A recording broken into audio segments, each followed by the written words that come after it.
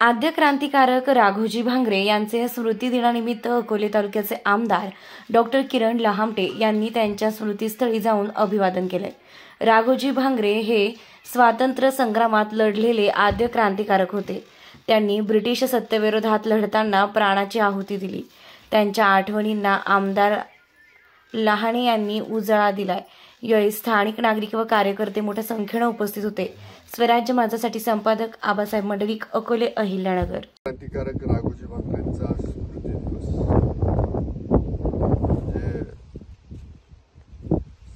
आपल्या भारताच्या दृष्टीने, महाराष्ट्राच्या दृष्टीने हा काळा दिवस, ज्या दिवशी राघोजी भांगरेंना ठाणे कारागृहामध्ये फाशी दिली गेली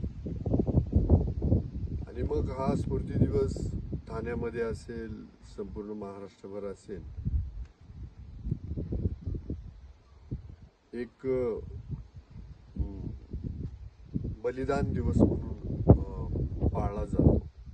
आणि त्या दिवशी इथं त्यांचं जन्मगाव देवगाव आहे, त्या गावी सगळेजण, बरेच जण येतात भेटीला। इथं या पुतळ्याच्या ठिकाणी त्यांना हार वाहून श्रद्धांजली समर्पित करताय आणि परत जाताय। आज जसे येतात तसंच 8 नोव्हेंबर हा त्यांचा जन्मदिवस आहे, त्या पण दिवशी इथे येत आहेत। मी महाराष्ट्रातील आणि देशातील मायबाप जनतेला विनंती करतो की ज्या क्रांतिकारकांना इंग्रजांच्या विरोधात पहिला लढा उभारला, तर एकदा तरी या देवगाव गावाला आलं पाहिजे। एक सुंदर असं स्मृतीस्थळी इथं उभं राहत आहे।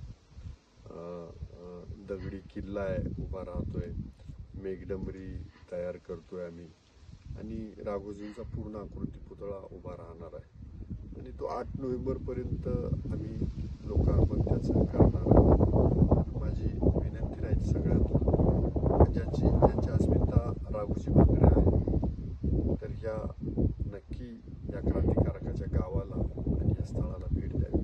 परत एकदा संपूर्ण महाराष्ट्राच्या वतीनं, संपूर्ण अकोले तालुक्याच्या वतीनं मी राघोजी भांगरेंना अभिवादन करतो, त्यांच्या स्मृतीस अभिवादन करून नतमस्तक